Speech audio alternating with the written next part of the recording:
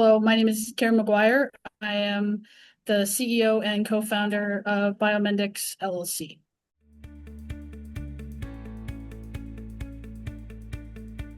So Fast Track is really, it's an important milestone for any company.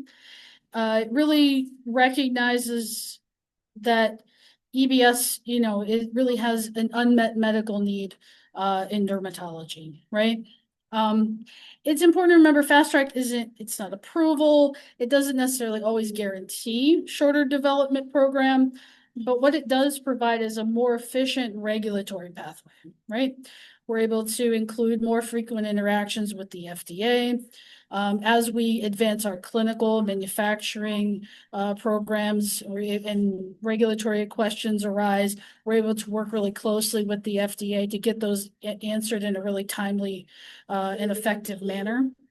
So, the FDA does, review our data package that we submitted for granting Fast Track for TolaSure. And that review doesn't mean that they've concluded TolaSure is effective, but it does indicate that the agency, supports the continued expedited development of the program and recognizes its, potential to address, an important unmet medical need.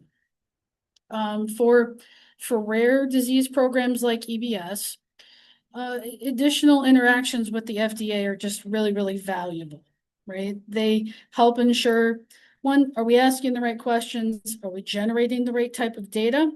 Are we moving as efficiently as possible towards a clinical trial, right? Towards that pivotal trial to get approval, to get the medication into the hands of patients. But ultimately, I think Fast Track really does two things, right? Shows the seriousness of EBS and the urgency for really developing new treatments for patients.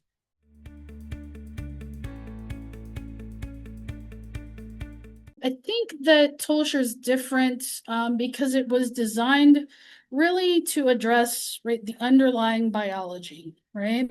So looking at these autosomal dominant keratins that we talked about before, keratin 5, keratin 14, and going after and trying to reduce skin blistering rather than just simply managing kind of the consequences of blistering, right? Trying to heal wounds a little bit faster, manage some inflammation. So really what we're able to target with TolaSure is really these mutated, misfolded keratins, right, that are being produced inside these keratinocytes, right? And so we do this through inhibition of mTOR, the turning on of autophagy, right? But the end result is really that we're able to strengthen intermediate filament networks and reduce blistering in the skin. So I think another important distinction that I want to make is that TolaSure is not a new version of sirolimus or rapamycin. We've seen that used in the clinic previously for EBS. Right? These are brand new small molecule chemical entities.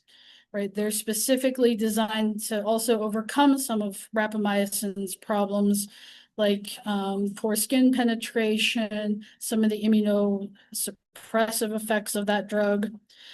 So though both are associated with mTOR inhibition, they're really fundamentally different molecules with different pharmacologic properties. So that's why we kind of think TolaSure represents a very different therapeutic strategy.